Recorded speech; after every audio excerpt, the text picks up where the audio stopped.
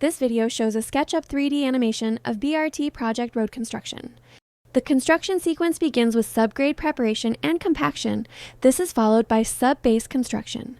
An aggregate base course is then provided. A 10 cm lean concrete layer is laid as a base.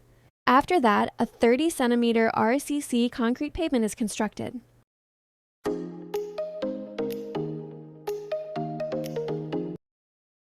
The Delineator wall is added along the corridor. Conduit pipes are installed for utility services.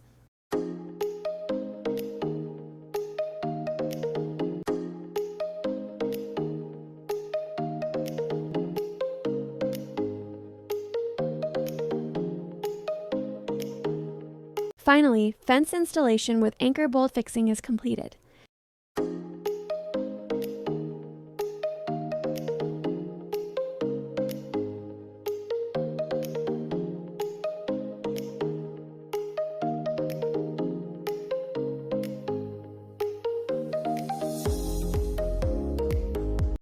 This animation represents the complete BRT road construction process.